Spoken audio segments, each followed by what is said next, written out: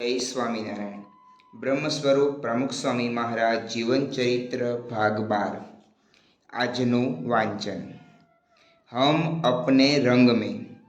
સુરતમાં સ્વામીશ્રીના ભોજન કક્ષની એક દિવાલે જડેલા મોટા કાચની બહાર આવેલી અગાસીમાં ફૂલ છોડના કુંડા મૂકી નૈસર્ગિક વાતાવરણ સર્જવામાં આવેલું। તે પર દ્રષ્ટિ કરતા સ્વામીશ્રી તારીખ 21/5ની બપોરે બોલ્યા, વૈશાખી વાયરા જબરજસ્ત વાય છે, અટકતા જ નથી, જાણે હમણાં છોડ પડી જશે એવો પવન ફૂંકાય છે। તેઓના આ શબ્દોમાં છોડવાઓની પણ ચિંતા ડોકાઈ રહી। તે વખતે જ એક સંતે કહ્યું, જો આપની ઈચ્છા હોય તો એક રાત્રે આપનું ભોજન આ અગાસીમાં રાખીએ। ના ના, એવો કાંઈ ઠઠારો કરવો નથી।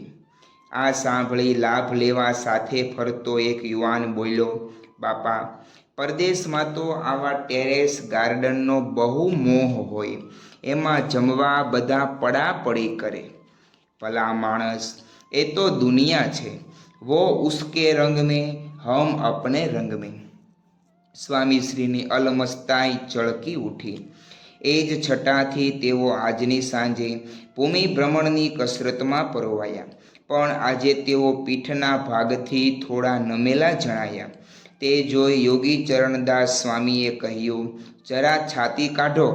છાતી કાઢનારા બીજા। છાતી કાઢ્યા વગર આપે આટલું કામ કર્યું તો છાતી કાઢી હોત તો શું થાત? પેલા સંતની આ ટિપ્પણીના પ્રતિભાવમાં સ્વામીશ્રી મૌન રહ્યા, છતાં તેમાંથી તેઓની અહમ શૂન્યતા તો પડઘાઈ જ રહી। મનનું મૂકીને કહીએ એમ કરો તો રાજી। તારીખ 29/5ની સાયન સભામાં યોગી જયંતિ અને યોગીજી મહારાજની અનમોલ ભેટસમી રવિ સભાનો સંગમ થઈ જતાં આશરે 40,000ની ભક્ત મેદની ઉમટી પડી। તેને સમાવવામાં સભા મંડપ સાંકડો સાબિત થઈ રહ્યો। તેથી મંદિર અને સભાગૃહ વચ્ચેના માર્ગ પર પણ અભૂતપૂર્વ ભીડ જામી ગઈ। વળી આજે યોગીજી મહારાજની પ્રીત રીતને અનુસરતા સ્વામીશ્રીએ સભામાં પ્રવેશ મેળવનારા સૌને પ્રથમ કેરીનો રસ અને પછી કથાનો રસ પીવડાવવાનું આયોજન ગોઠવેલું। તેથી રસની રેલમ છેલ મચી રહી। ભક્તોએ પણ સ્વામીશ્રીનો આ પ્રેમ રસ આકંઠ માણ્યો। એવા જ પ્રેમથી મહિલાઓએ માત્ર 2 જ દિવસમાં 11,91,000 તલ પરોવી તૈયાર કરેલો કલાત્મક હાર પહેરાવી સ્વામીશ્રીને વધાવવામાં આવ્યા। આમ પારસ્પરિક પ્રેમનું એક અનેરું વાતાવરણ ખડું થઈ ગયું। તેમાં જ પોતાની પ્રેમલધારા વહેતી મૂકતા સ્વામીશ્રીએ જણાવ્યું, આજે યોગીજી મહારાજ પ્રગટ થયા એનો ઉત્સવ આપણે ઉજવ્યો। એમને નાનો કે મોટો દરેક પર પ્રેમ, પ્રેમ ને પ્રેમ। એમને જોતાની સાથે હરિભક્તોને પણ એમના માટે પ્રેમ થાય। કલાકો સુધી વાતો કરો તો પણ યોગીજી મહારાજના ગુણોનો પાર આવે એવો નથી। આવા સાધુ મળવા બહુ દુર્લભ છે। બધા ગુણો એમની અંદર હતા જ ને ભગવાન દત્ત હતા। એમને કાંઈ લેવા કે કેળવવા પડ્યા નથી, જેને કુદરતી જ કહી શકાય એવા ગુણો હતા। આવા યોગીજી મહારાજના સંકલ્પ અનુસાર ગામોગામ મંદિરો ખડા કરી રહેલા સ્વામીશ્રીએ તારીખ 13/5ની સવારે ઓલપાડના મંદિરની મૂર્તિઓમાં દૈવત સિંચ્યું। એ જ રીતે તેઓ સચિન ગામમાં પુનઃ પ્રતિષ્ઠિત થનારી પ્રતિમાઓમાં પણ પ્રાણપુરી ઉતારે પધાર્યા। ત્યારે અહીં રાત્રે વાળુ બાદ એક સંતનો ફોન આવ્યો। તેમાં આવશ્યક વાતચીત બાદ એ સંત સ્વામીશ્રીને કહેવા લાગ્યા, અત્યારે હું આપની સાથેના પ્રસંગો વાંચતો હતો। સન 1997માં મેં આપને પૂછેલું કે શું કરીએ તો આપ રાજી થાવ? મનનું મૂકીને કહીએ એમ કરો। પેલા સંત પ્રસંગ કથન પૂરું કરે તે પહેલાં તો સ્વામીશ્રીએ રાજીપાનું રહસ્ય ખોલી નાખ્યું। તેઓએ આજે એકના મીશે અનેકને સંદેશ આપી દીધો. સ્મરણ કરતા સુખ જ થશે.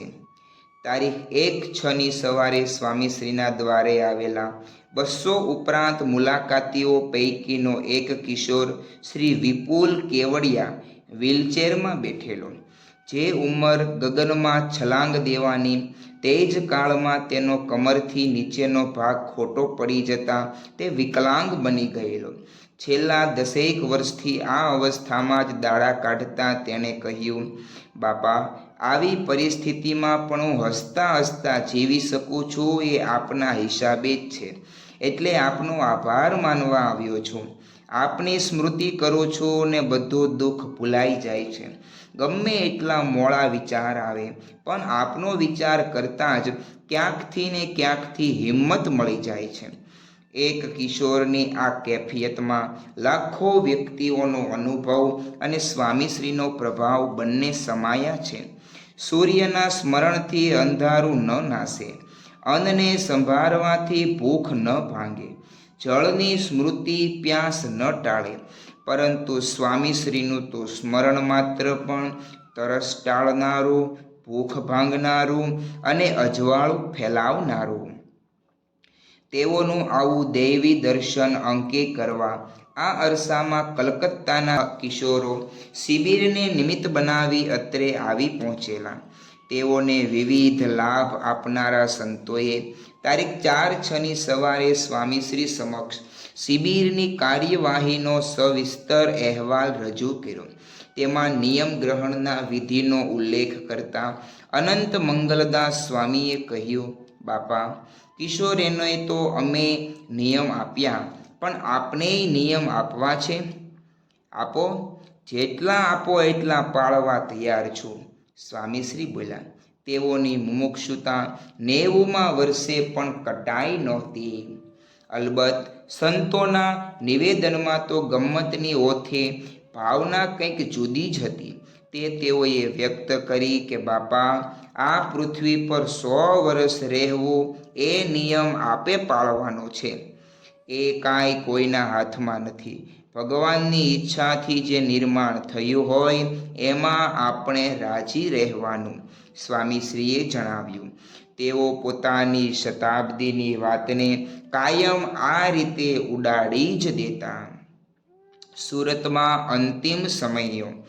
તારીખ 5/6 જેઠ સુદ ચોથના દિવસે સર્જાયેલા સ્વામીશ્રીના પ્રમુખ વર્ણી દિન અને રવિવારના સંગમને જોવા મેઘરાજા પણ પવન પાવડી પહેરીને આવી પહોંચતા આજની સાંજે યોજાયેલી ઉત્સવ સભા પર વિઘ્નોના વાદળ ઝલુંબવા માંડ્યા. પરંતુ તેને ભક્તિના ઝપાટે વેર વિખેર કરતા સુરતના સુરવીર ભક્તોએ પલળતા પલળતાએ સભામાં સ્થાન જમાવી દીધું. તેઓની આ શ્રદ્ધાથી રીઝેલા સ્વામીશ્રી પણ પોતાનો નિયત ભૂમિ ભ્રમણનો વ્યાયામ ઠેલીને સભામાં વહેલા આવી પહોંચ્યા. તેઓના દર્શન થતાં જ ગાજેલા તાળીઓના ગડગડાટ સામે મેઘનો ગડગડાટ તો સાવ શાંત ભાસી રહ્યો, પરંતુ પવન અને પર્જન્યના જોરે સભા મંડપનો ઘણો ભાગ ધરાશાયી કરી નાખેલો. મુખ્ય મંચની આગળ ઊભેલા પ્રસ્તુતિ મંચ પર બિછાવેલી જાજમ તો સાવ પલળી ચૂકેલી. મુખ્ય મંચની છતમાંથી એ ટીપાં ટપકી રહેલા. છતાં રંગે ચંગે આગળ વધી રહેલી ઉત્સવ સભામાં નૃત્ય, સંવાદ, પ્રવચન, હારતોરા વગેરે કાર્યક્રમો ઉત્સાહભેર સંપન્ન થયા. સ્વામીશ્રીના સાનિધ્યમાં પ્રકૃતિનું કોઈ જોર ચાલતું નથી તેની સાક્ષી સમો બની રહ્યો પ્રમુખ વર્ણી દિનનો આ સમયો. તેના એક ભાગરૂપે અણી શુદ્ધ રહે તેમ કિશોરીઓએ ફોલેલા 1,15,591 ચોખાની કલામંડિત માટલી સ્વામીશ્રીને વરિષ્ઠ સંતોએ અર્પણ કરી. તે વખતે સ્વામીશ્રીએ પણ જાણે સૌને અણિશુદ્ધ કરવાની ખાતરી આપતા હોય તેમ માટલીમાં હાથ નાખી ફોલેલા ચોખાની મુઠ્ઠી ભરી અને તે હાથ સહેજ ઊંચો કરી ધાર રૂપે ચોખા પાછા માટલીમાં પધરાવ્યા. તેઓની આ કૃપા વર્ષા મેઘ વર્ષાને ઝાંખી પાંખી સાબિત કરી રહી. આ અમૃત વર્ષા સ્વામીશ્રીના મુખેથી પણ વરસી પડી કે આજે શુદ્ધ નિષ્ઠા સુરતના હરિભક્તોમાં જોવા મળે છે. તેથી વરસાદના વાતાવરણમાં મુશ્કેલીઓ છે, છતાં અહીં આવીને લાભ લીધો છે. તડકા છાંયડાનો પણ વિચાર કર્યો નથી એ મોટી વાત છે. યથાર્થ મહિમા સમજાયો હોય ત્યારે આ થાય, નહીતર અત્યારે કોણ આવીને બેસે? ભગવાન અને સંત માટે જેટલું થશે એટલું ઓછું છે. આ દુનિયાના તમામ પ્રકારના સુખ મળે, પણ જ્યાં સુધી ભગવાનને સંતની પ્રાપ્તિ થઈ નથી ત્યાં સુધી અધૂરું છે. આપણને લાભ મળ્યો છે તો આપણા જેવા કોઈ ભાગ્યશાળી નથી એમ માનીને ખૂબ આનંદમાં રહેવું, સુખિયા રહેવું. સુખ અને આનંદની આ અનુભૂતિમાં સુરતના સત્સંગને ગરકાવ કરી સ્વામીશ્રી તારીખ 7/6 રોજ ડુમ્મસ ભણી જતા પૂર્વે સંતો ભક્તો પર પ્રસન્નતા વરસાવતા બોલ્યા કે સમયો બહુ સારો થયો. હું આવ્યો ત્યારથી જોઉં છું કે નીત નવા વિચાર આવે છે, નવા આયોજનો થાય છે. વિઘ્નો આવ્યા પણ કોઈ થાક્યા નહીં, શોભી ગયું. વ્યવસ્થા તંત્ર એવું હતું કે અંતર ઠરી જાય, કોઈએ માગ દીધો નહીં. પહેલેથી છેલ્લે સુધી બધા અડીખમ ઊભા રહ્યા. 2-4 વખત મંડપ નીકળી ગયા. મને પણ થતું હતું કે શું થશે, પણ તરત તૈયાર થઈ જાય, કારણ બધા સંપીને કામ કરતા. તમારો સંપ બહુ સારો છે, આવો ને આવો સંપ રાખજો. સ્વામીશ્રીના આ આદેશ અને અનુગ્રહ સુરતના વિરાટ સત્સંગ માટે તેઓનું અંતિમ સંભારનું બની રહેવાના હતા, કારણ કે આજે આગળ સરકી રહેલા સ્વામીશ્રી હવે પુનઃ સુરતના આંગણે કદી પધારવાના નહોતા. અલબત્ત આ હકીકતથી તેઓ એક જ વાકેફ હતા. તેથી જ સતત 1 મહિના સુધી અનરાધાર વરસેલા તેઓએ કોઈને કોરા ન રાખ્યા. તે કારણે જ સ્વામીશ્રીએ સવારના 10:30 વાગે મંદિરનું પરિસર છોડ્યું ત્યારે સૌની સ્થિતિ નેણે નીર ને નાખે નિશ્વાસની બની રહી. દુશ્મનનું પણ સારું થાય એ આપણો ધ્યેય. સુરતથી ડુમ્મસ પધારેલા સ્વામીશ્રીએ અત્રે તારીખ 9/6ની સાંજે સત્સંગનું વિકાસલક્ષી માર્ગદર્શન આપતા આફ્રિકા જનારા સંતોને કહ્યું, આ માર્ગે બીજી કોઈ જાતની ઈચ્છાઓ રાખવી નહીં. આપણે કશું જ જોઈએ નહીં. હરિભક્તોને ભીડો ન પડે, વસમો ન પડે એ રીતે એમની વ્યવસ્થા હોય એમાં જ આપણે ચલાવી લેવું. જોગી મહારાજ ક્યાં એટલી મોટરોમાં ફર્યા હતા, છતાં સત્સંગ બરાબર કરાવ્યો છે. પદાર્થોથી સત્સંગ વધતો નથી. ચારિત્ર, સાધુતા, નમ્રતા, સંપ, સુરદભાવ, એકતા બરાબર હોય તો કોઈ વાંધો આવે નહીં. આપણા દુશ્મનનું પણ સારું થાય એ આપણું ધ્યેય. ઝીણી ઝીણી બાબતમાં આપણે કોઈ જાતની મૂંઝવણ ઊભી કરવી નહીં ને જે થાય એ સહન કરી લેવાનું. આપણે જોગી મહારાજનું તો જોયું છે, સહન સહન ને સહન. આત્મારૂપ મનાશે તો કાંઈ દુઃખ નથી. આપણે કશું જ જાણતા નથી. મહારાજની ઈચ્છા ને જોગી મહારાજની દયાથી બોલાય છે. આપણે શું બોલી શકવાના હતા? આપણે ભેણા ગેણાને બોલી શકીએ છીએ એવું નથી. આ હું કરું છું, મારાથી થાય છે તો પતી ગયું, એની કોઈ મહત્તા નથી. કામ થાય પણ એની મહત્તા નથી. કથા વાર્તામાં આપણે રસબસ રહેવાનું છે, બાકી બહારનું તો બધું ચાલ્યા કરે. જીવન ચરિત્ર વાંચો તો આપણને બધો ખ્યાલ આવે. વચનામૃત, વાતો એ આપણું મોટામાં મોટું સાહિત્ય છે. એ વાંચવાનું રાખશો તો પાછી વૃત્તિ રહેશે. ખરેખરો ડંકો મારો. આ અમૃત મેઘ ખાંગો કરી સ્વામી શ્રી તારીખ 10/6ની સવારે નિયતક્રમ અનુસાર મુલાકાતીઓને મળવામાં પરોવાયા. પરંતુ આજે એક નવીન વાત એ નજરે ચડી કે ખુરશીમાં સહેજ આગળ ઢળીને હાથ લંબાવીને મુલાકાતીના માથે હાથ મૂકવાનો સહજ સ્વભાવ ધરાવતા સ્વામીશ્રી થોડા સમય બાદ હાથ લંબાવતા અટકી ગયા. તેઓ પોતાના ખોળામાં જ બે હાથ મૂકી રાખી સૌને સંતોષ આપતા રહ્યા. તેઓની આ ચેષ્ટાનું રહસ્ય ખુલ્યું ત્યારે સૌએ ખૂબ દુઃખ અનુભવ્યું.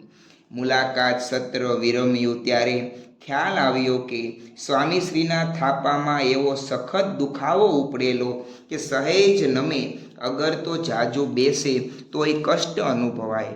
છતાં આ પીડાને દાબી તેઓ આજે 416 મુલાકાતીઓને મળ્યા. જોકે મુલાકાતો બાદ થાપાની સાથે કમર પણ કષ્ટાવા લાગી.